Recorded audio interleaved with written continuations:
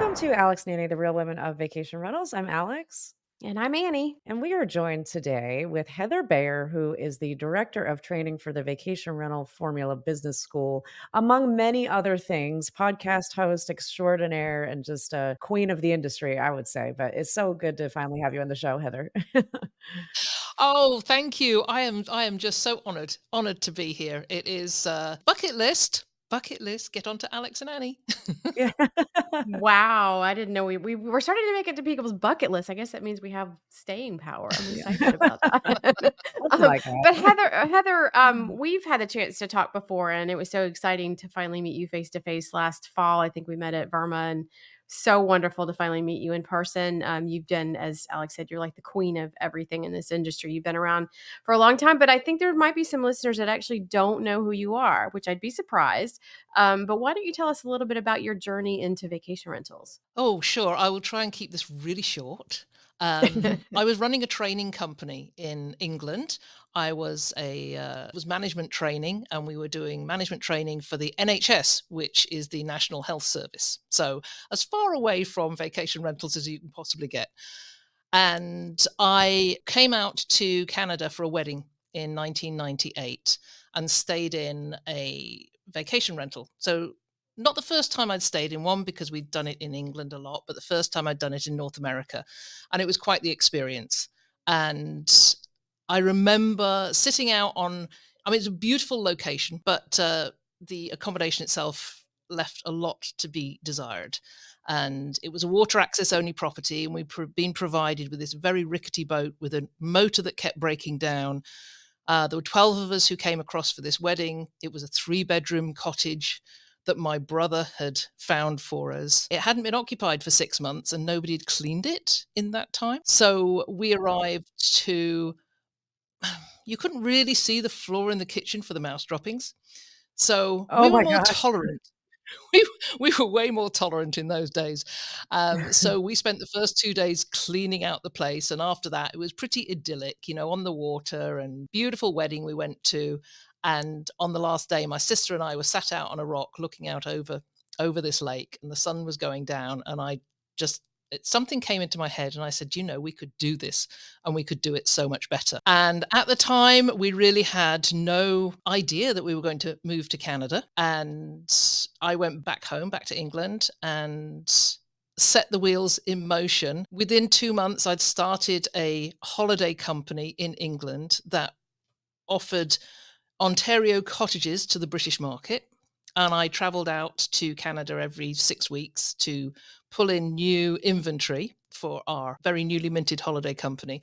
And the same time, I started buying properties. So after a year, we had 3 properties that we were renting from afar, and a nice little tour operator company going in UK, where we packaged up the flights and the accommodation and sent people from UK to Ontario. However, we were getting way more interest from Toronto, which sort of amused me, because there we were in England getting calls from Toronto asking for properties that were 2 hours up the road from them. And that's when the light bulb went off again. And that's when we decided to emigrate from England to Canada and start a property management company, which we then ran for 20 years, which I sold 2 years ago.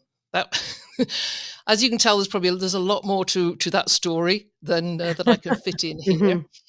I've told it many times. What really started everything off was that when I did start a property management company in Ontario, nobody would give me any advice or help or assistance. And I had to do the whole thing from absolutely nothing. There were no Facebook groups, there were no forums. I just had to do what I thought was best and hope it would work. And over the years, it did work.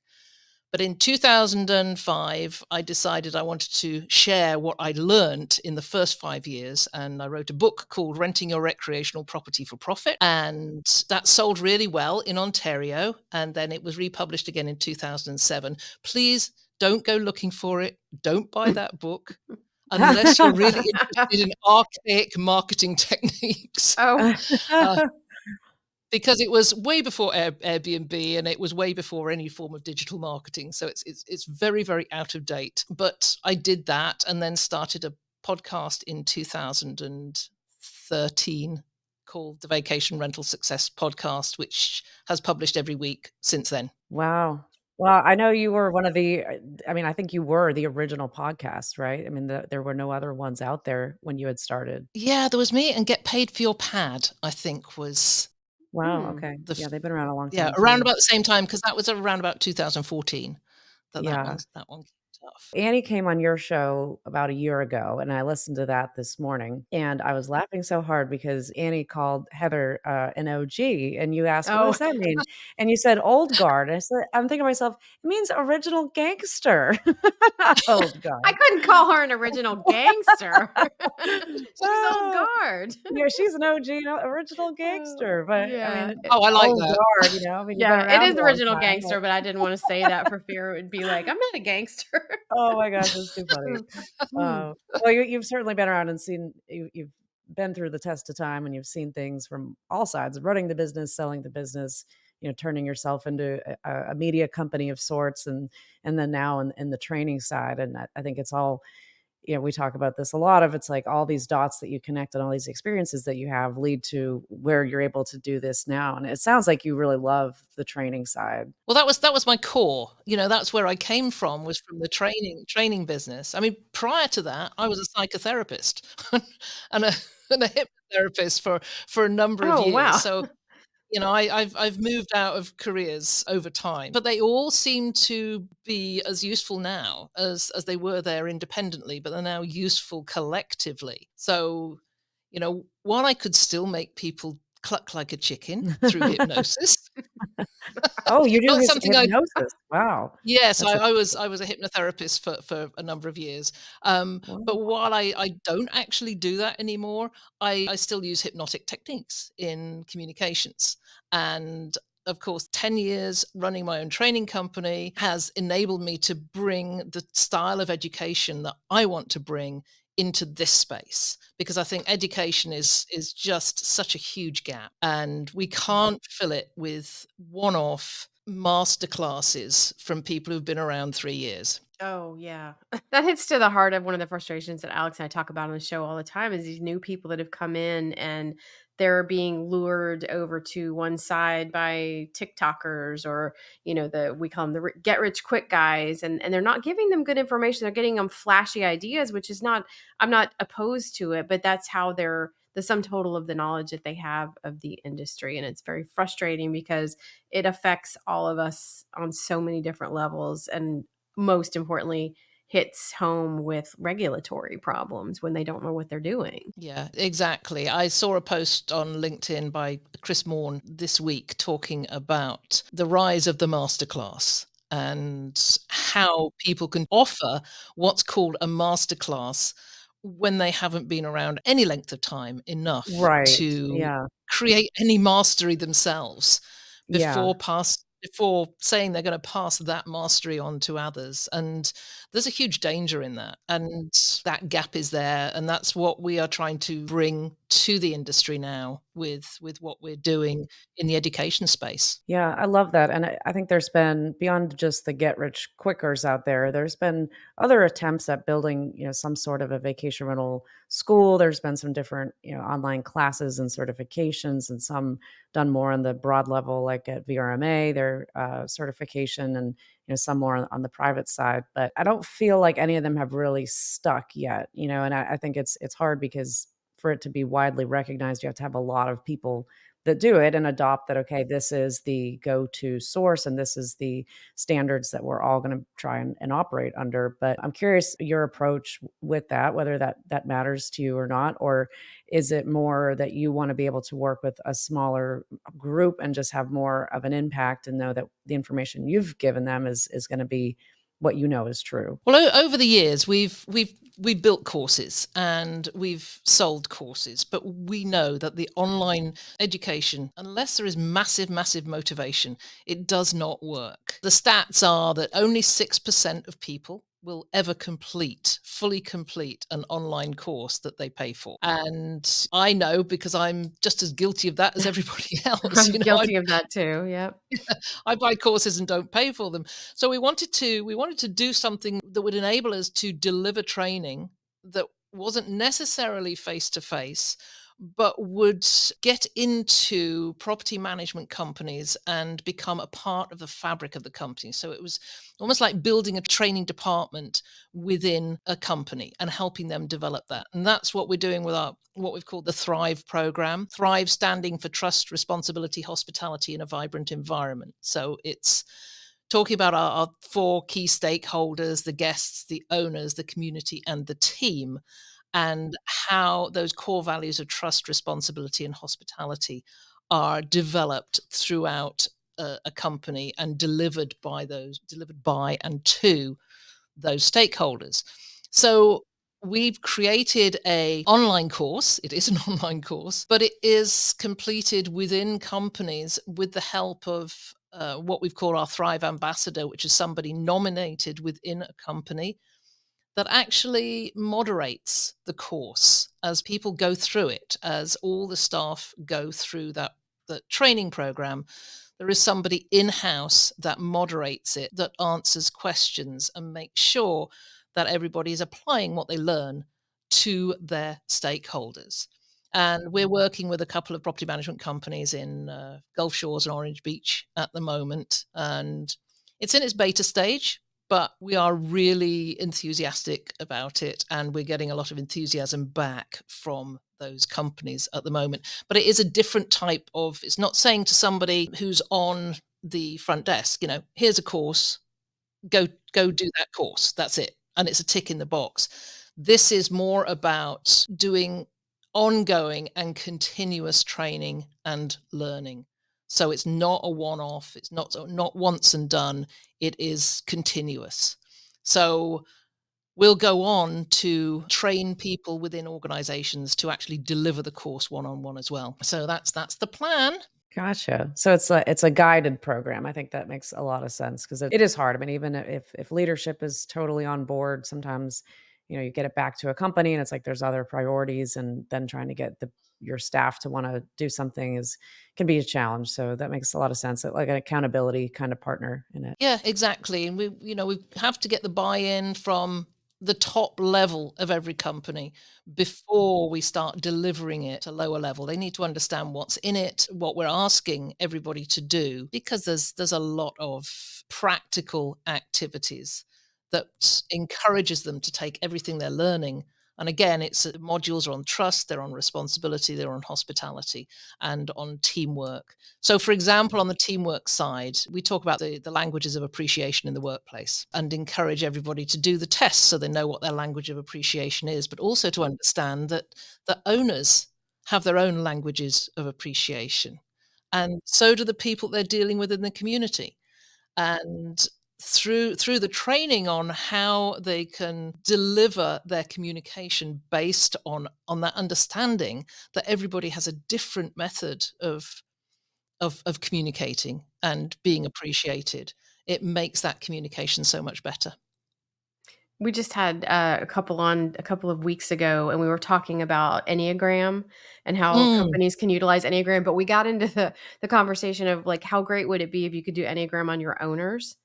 To the point of, like, knowing the language to speak to them. It's just, like, if you understand how you work with the other people in your organization, if you know their Enneagram, you know how to work with them, it would be equally important to or helpful to know what those owners, what their Enneagram is or whatever, test you decided to use. But I think it's really important that companies start to focus not just on the customer that's booking the rental, it's the rental itself, the owner of that rental, but also the team, and like understanding all the different personalities that are involved. Because I think we talk about a lot, people like to assume that the owners are all exactly the same type of person.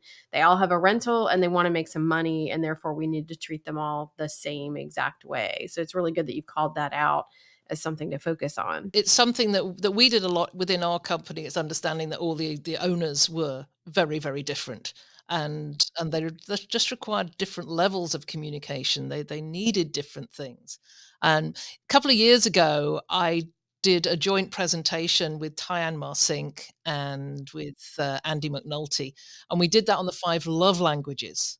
So it was before Paul King and Gary Chapman had produced the languages of appreciation in the workplace. So we were working on the original Gary Chapman's 5 love languages, and we did. It was a great little presentation on understanding what your guests' love languages were, and how you could recognize what their love languages are, because you aren't, it would be lovely to ask every guest Yeah. and every owner to do one of these Right, Yeah, questionnaires. yeah, exactly. exactly, yeah, Before you book or before you sign a rental agreement, this is what you yeah. need Yeah, to do. exactly. Yeah. Yes, then Yeah. we'll know whether to leave you a gift or Right. whether to make sure Well, you've but got nice fluffy pillows. and Yeah. I mean, think about it, it's almost like everybody should have that next to their driver's license of whatever Right. personality type card or test that it is that you do, but whenever you go anywhere, when you go to a restaurant, when you go shopping, when you go stay at a hotel or a vacation rental, and you just hand it to them, you show it to somebody, and they're like, "Okay, I know exactly how we're gonna deal with you,"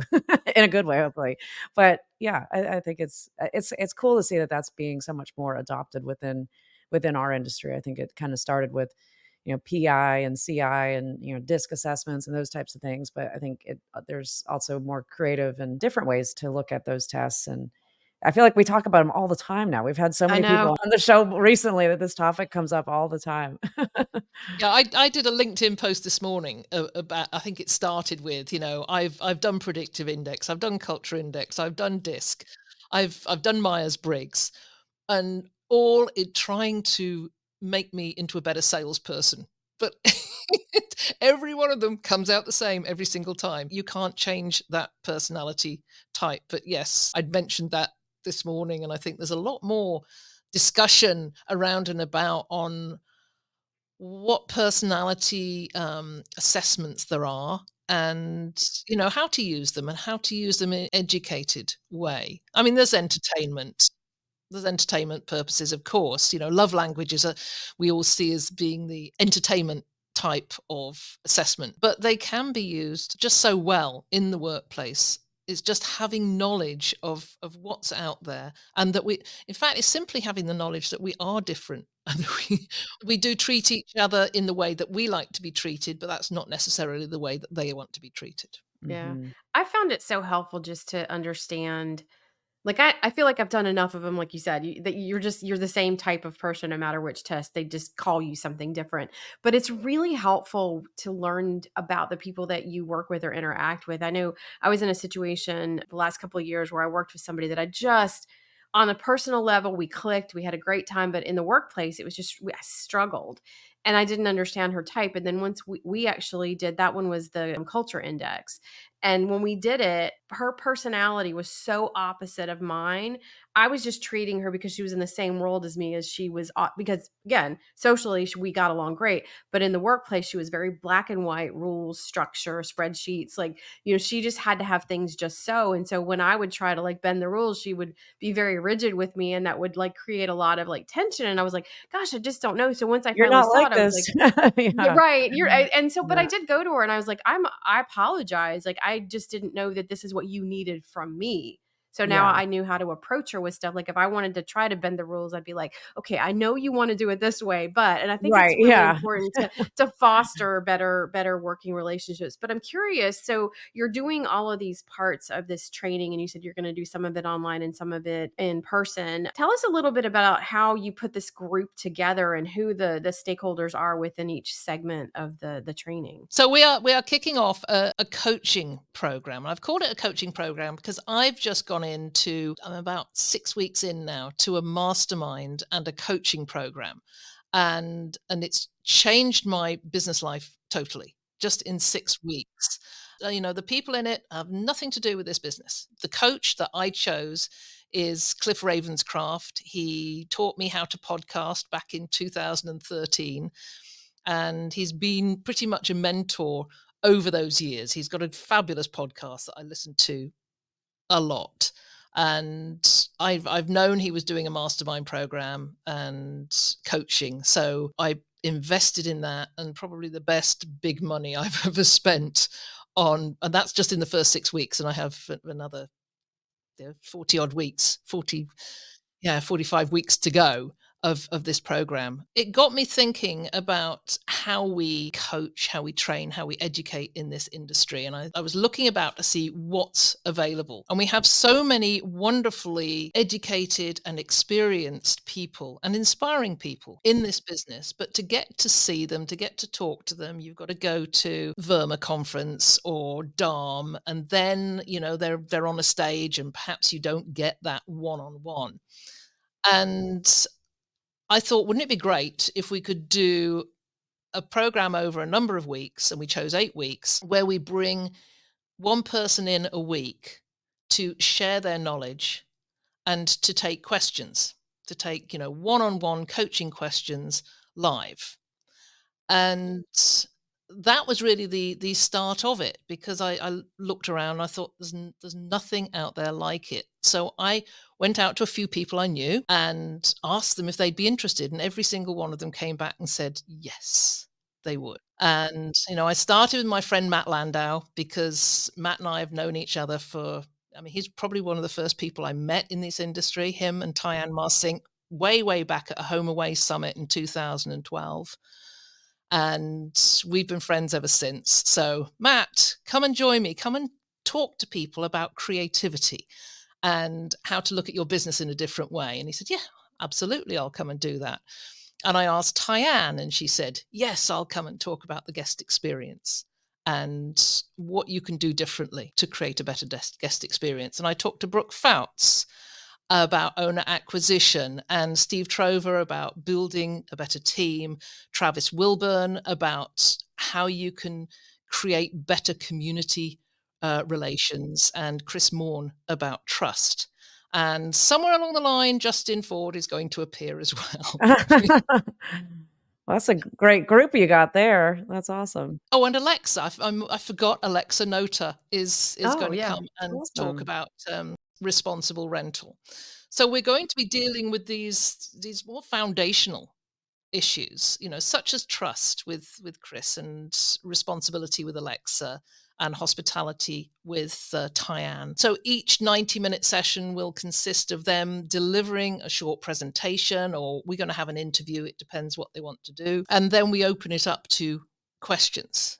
So anybody who's there can do their one-on-one questioning and get that one-on-one time with these people that are not necessarily as approachable. I mean, they are approachable, but you've got to be there at the right time to chat with them. And then in between each week, we've got a community on Facebook that people can come in and continue to ask their questions. So it's one of its kind, first of its kind. I have no idea how it's going to work, but I've got some of the best people in the industry just giving their knowledge and sharing their experience. And I don't think there can be much better than that. I love it. I think it sounds like a brilliant idea. So how do people apply, or like what is the criteria to become part of the group? Well, it starts on September the 5th, Thursday, September the 5th. And they can go to our website at vacationrentalformula.com. And right on the homepage, it says join the coaching program. And all the information is on there. Is it free, or is it a charge? It is not. It is not free. Yeah, Yeah. I wouldn't expect it was, but is it like an application? Like, did they apply to get in, or is it just No, it's a single price. It's $1,500 for the 8 weeks. That's it. And we thought long and hard about that. There's so much out there that's $497 or $597. Yeah. No, this is Yeah. massive, massive value, and Yeah. people are going to go away with some really high value information. And I was talking to my coach Cliff the other day, and we were talking about this, and he said, if just out of one session something changes in that property manager's mind and they do something different, the value of that is huge. Yeah. Yeah. Yeah. No, I mean, I think that's a very reasonable price for that. We'll be back in just a minute after a word from our premier brand sponsor, HostAway. My name is Nate Klatt, and I am a co-founder of Home Hop Property Management. We currently have 55 units based in Cleveland, Ohio, and we've been in business for the last 3 years. So my partner and I originally were using a different property management software, and as we started to take on more clients, the scalability really broke. We weren't able to generate owner statements automatically. The listings didn't sync up properly. We started doing more research. We found HostAway and have been extremely satisfied with HostAway. Everything syncs properly. We're able to quickly give owner statements. Owners have the ability to see the calendar. Really just to streamline our processes and probably saved our team 50% of the workload that we saw with our previous property management software. One of the cool things about HostAway is that they're always adding new features. So one of the features they recently released is an AI feature that allows HostAway to automatically create the listing descriptions, to create photo descriptions, etc., in order to optimize your listing. One of the other big deciding factors for us, along with the great features, was the ability to really have a reasonably priced package. So HostAway worked with us based on our listing count and ultimately ended up being about half the cost of some of the other providers out there while still providing all the great features, which was a major selling point for us. The customer support has been fantastic. If we have any kind of issues, they're always quick to respond, usually within an hour. The follow-ups are always great. And again, the piece that I like the most is they're always rolling out new features, which has been a blessing.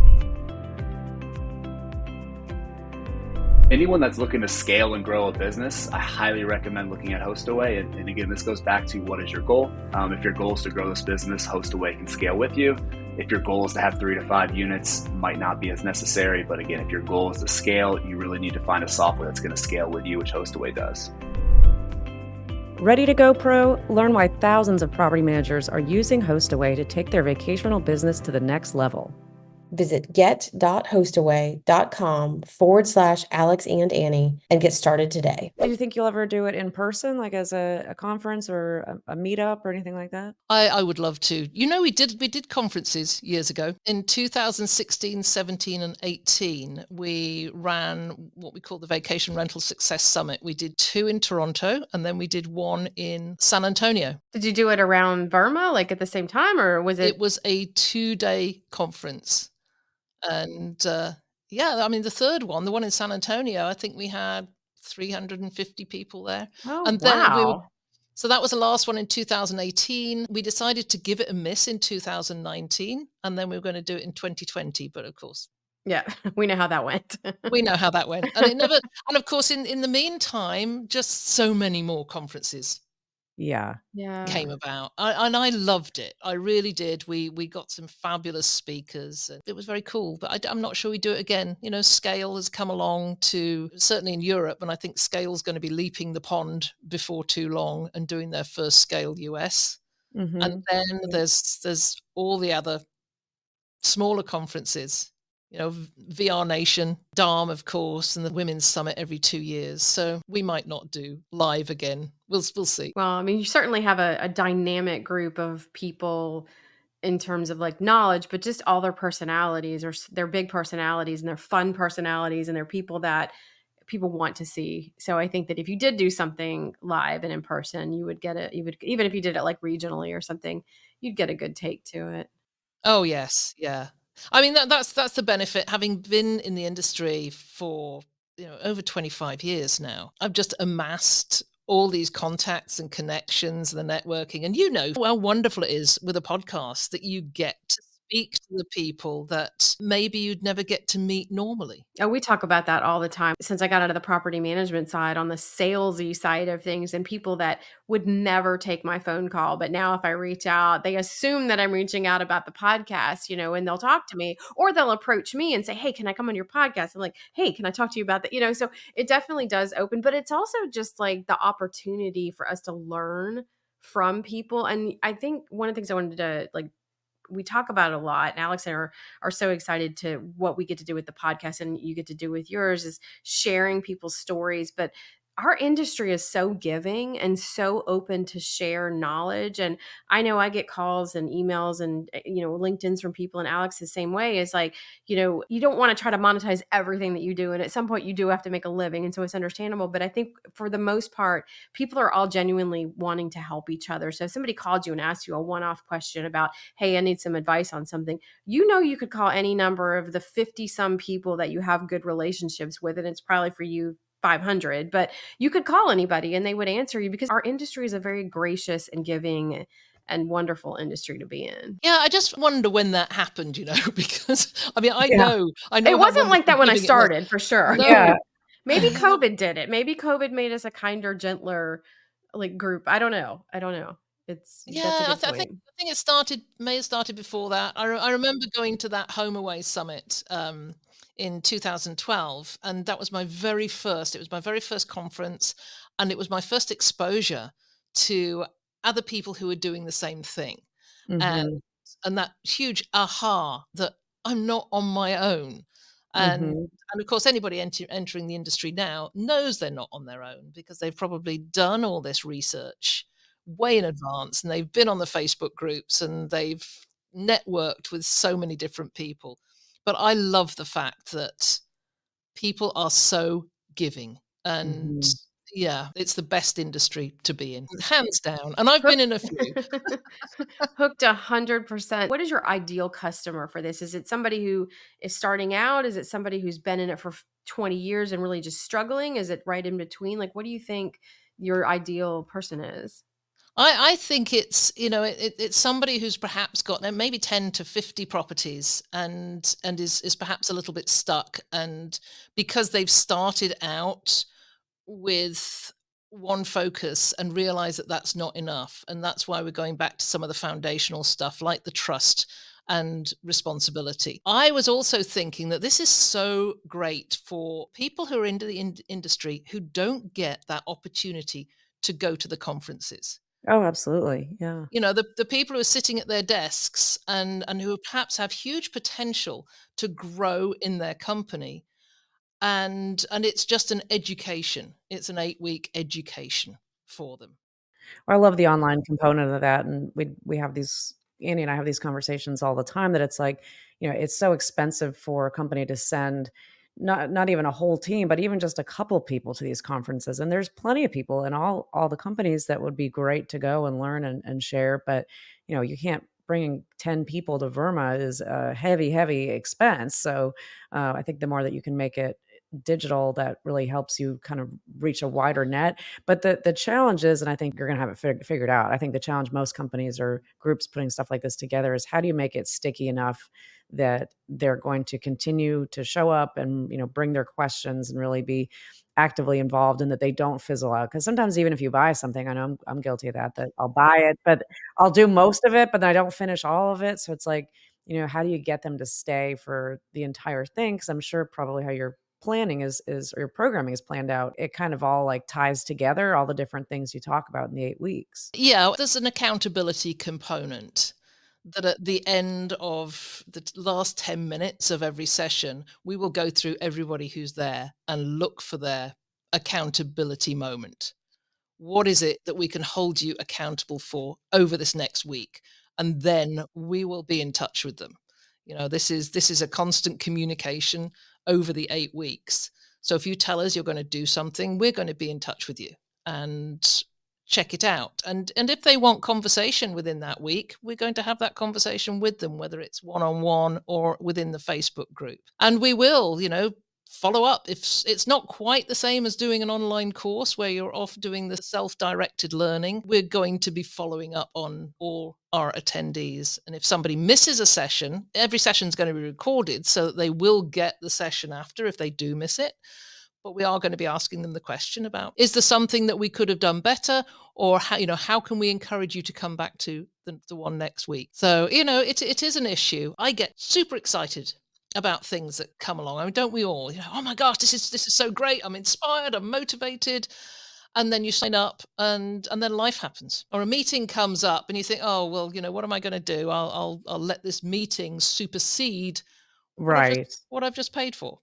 And Mhm. so we will be doing that encouragement along the way. Do you see this morphing into, once people go through the program, are there going to be a next levels, like additional refresher courses or things like that that they can take in a year or participate within the group in a different level after they've done the course? What we would hope would happen is that once we've done this, that the whole idea of the Thrive program, which is the company-based program, we can start introducing that into their companies if it's on a very basic level, because that's, that's our core product, and it's continuous Nice learning. segue. Yeah, nice It's Yeah, segue for that. taking that education to on. the next level, sure. Yeah. Yeah, I think, our mantra here is it's never once and done. It just keeps Ongoing. going. It's ongoing. You keep learning. I mean, I'm a continual learner. There's stacks of books and courses and things, and if I've got 10 minutes, then I'm on to learning something else.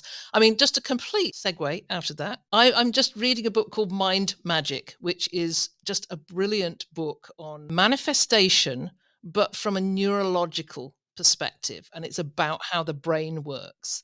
So when I was doing my degree, my psychology degree years and years ago, I was doing a course called Biology, Brain and Behavior, and we had a little brain we could take apart, and there was a coloring book of the brain, and I loved that book. It allowed me to understand all the different aspects of the brain and how it works.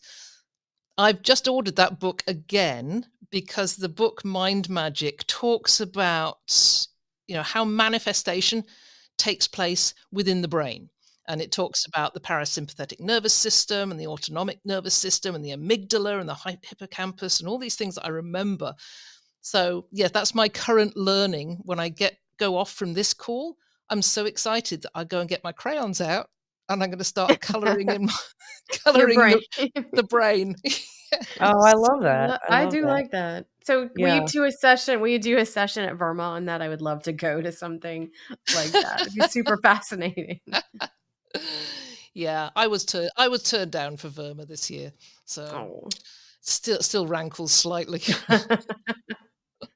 You and many others That's a I probably whole know. heard, a whole unfortunately. other topic, yeah, for another Yeah, Yeah, day. yeah, yeah, I know there was a whole thread on LinkedIn about Yep. that, and I'm thinking, "Oh, okay, I don't feel so bad now."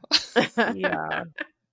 I think that's actually something that's probably not talked about enough in our industry, I would say. I mean, the rise of the personality tests and those things have become more prominent, but, the manifestation is a little bit it's definitely different than that, but that's not really talked about, and I know my life changed significantly when I read the book The Secret, probably, I don't know, almost 10 years ago, and my mom had just had a brain aneurysm, and she was not well, but was, I mean, semi on her own, and we were dealing with getting my grandmother into assisted living, and it was just so stressful. And somebody had told me about that book, and I read it, and it connected with me on two different levels. That one, you can get through anything, you can accomplish anything if as long as you believe it and your mindset is right, and that's the manifestation. But it also really motivated me in business at that time too. And this one I was still, pretty early in my career, and that's one of those books that I always remember, and I've done more manifestation type things. I did,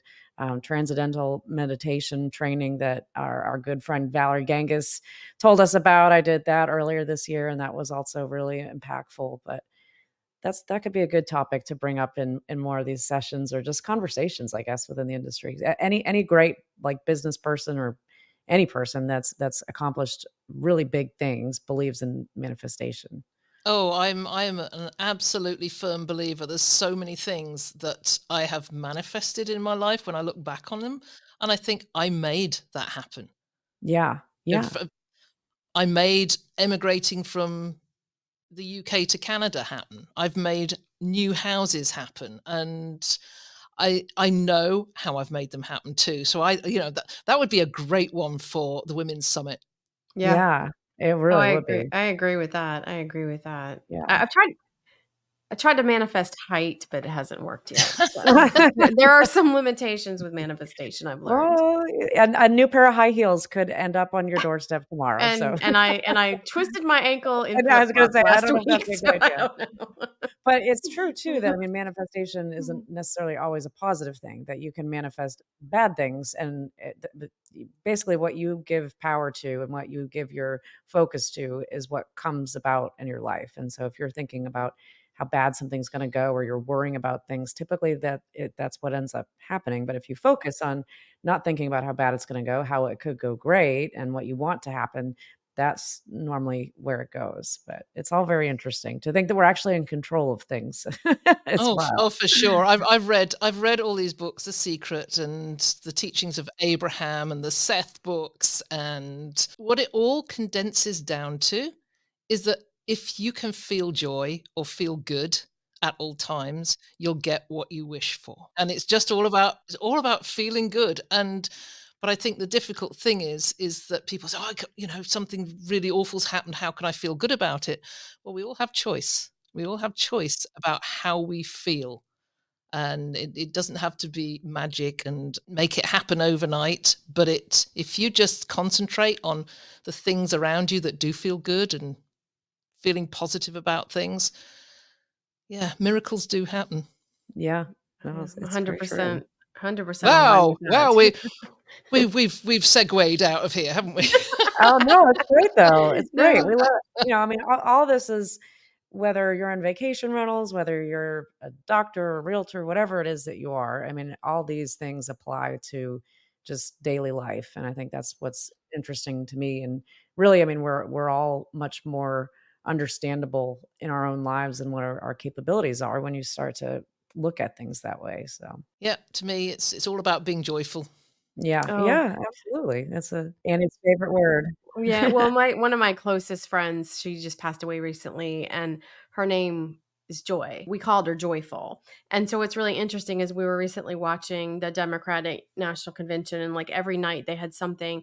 But we were watching this recap what a comedian was doing last night, and he was showing all the things where they said joy and they gave the sign for joy and choose joy and all this stuff. And one of our best friends, she came over to see me yesterday, and she said, "Don't you feel like joy is like the theme of the year?" And it really does. And so like at her service, everybody was talking about like, just like we have to live with purpose and we all have to go forward choosing joy. And so like that's just the thing. Yeah. So you said that and I was just like, Yeah, oh my how heart. amazing. Like it's just, yeah, it's Wow. wonderful. Heather, we're coming close to the end, and I actually wanted to ask you a question that we try to ask everybody as of late, just on the podcast. But what is something that you think that we're not talking enough about within the vacation short-term rental industry that we should be?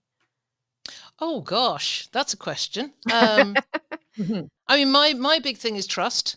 Is that I don't think we're talking enough about trust, and I know Chris Morn would agree with me Yeah, he would. 100%. 100%, yeah. And I was thinking about it this morning because I was looking at Facebook posts, and people are talking about, the gifts they leave their guests and the style of bedding and how many toilet rolls are we leaving, and should I build a pickleball court or put something equal, something really outrageous in the garden. But I don't think we're talking enough about the core, what's at the core of this business, particularly if we're wanting to book direct, and that is trust. Because nobody's going to trust us unless we convey how trustworthy that we are. And in the main, nobody's really thinking about conveying trust. I will tag Chris, say, you've got to listen to this. Yeah, no. He'll be happy we brought it up, I know I think that. yeah, I think you're right. I think people trust. That's why people go to these brands. They book on Airbnb or Vrbo or whatever because they trust that brand. Not that they know it, but they trust it because they've seen it everywhere. And you can build the trust. It's expensive in some levels, like to build that level of trust. But I think again, you can put out a brand that's authentic. And again, it goes back to being authentic, I think. But I think you're right. I think trust is important. I think it's such a authentic. It's such a great word. I love that. I had a connection with somebody the other day who was looking for some consultancy, and I realized pretty quick I was not going to be the right one for them, because when I asked about their goals, it was, we want to be as hands off as possible. We want everything automated, and we want to know how to automate this business. and they have their own Book Direct website. And I'd ask the question, do you want to grow that? Well, yes. But there was no concept of how are you going to get guests to trust you to rent your properties? How are you going to get owners to trust you to give their properties to you to manage? And that was not an issue at all. It's just simply tell us how to automate the heck out of this thing. Yeah. Yeah.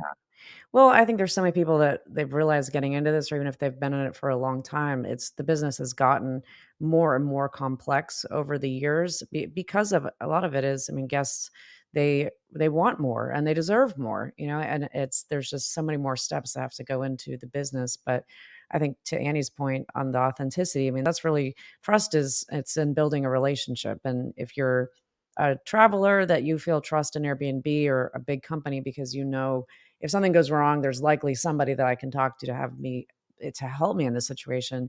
But if it's a small company, I don't think that it necessarily matters. But what does matter in the way that you build that trust is the communication that you're having with that guest. I mean, in the pre-arrival stage, once they've booked, once they've departed, and building a relationship with them. Because I mean, have you ever trusted anybody that you don't have a relationship with, or vice versa? I mean, trust and relationships go both ways, and the big brands, they're not building relationships, but they have more systems and things and technology in place to make it feel like they're trustworthy and you can get in touch with somebody. But small companies have even more of an opportunity to, really focus on the relationship. Exactly. So, yeah, that's my word is trust. Yeah. I Well, that's a great think that's answer. spot That's on. I don't Yeah. Yeah, a great answer. Well, where are we gonna see you this fall, Heather? I think you mentioned you're gonna go to Darm? I'm not sure about Darm yet, and I'm not going to Verma. That wasn't wasn't just they're not allowing me to speak, so I'm not going. Yeah. Yeah, there's a number of things that are sort of surrounding not going to Darm. I will be going to the Vermont Vermont Oh, nice. Short-Term Rental Alliance Summit. One of the reasons for that is one of my good friends I haven't seen for years and years, Sibylla Kim, she has a property in Vermont, but she's also a big part of that group. And she's going to be there, as is Justin Ford, as is my son Mike and myself. And the four of us were at our very first Vacation Rental Success Summit in 2016. So Oh, wow. that is going to be. Oh, and Tyann, of course. Tyann was there too. Oh, So that'll be a good time. we're going to have a good reunion. But yeah, I'm pretty quiet on the conference front this winter. Well, it sounds like you've got a lot of things going on anyway, so you're not gonna be wanting for Yeah. anything to do. Yeah, I'm not going to be doing the FOMO bit this year, which I have in the Yeah. Yeah. past. Oh, well, if we don't get to see you, I'm glad that we at least got to spend the time today, and I'm looking forward to coming on your show here in a couple weeks also. That'll be a lot of fun. So That is glad going to be glad that we fun. connected. Yeah. Awesome. Well, if anybody wants to get in touch, Heather, what's the best way for them to reach out to you or to hear more about the program that you've got going on? Well, you can find me on LinkedIn, and you can go to vacationrentalformula.com, which is our website, and you can connect with me on there. And I love to hear from people. I really do. So I say at the end of all my episodes, get in touch with me, Heather at vacationrentalformula.com, and I will get back to you. Well, that's great. Well, same for us. If anybody wants to get in touch with Annie and I, you can go to alexandanniepodcast.com, fill out a contact form, and we will certainly get back in touch with you as well. Thank you, Heather, so much for being here with us today. And it was just wonderful to spend time. So thank you. Such a pleasure. Thank you so much for having me on.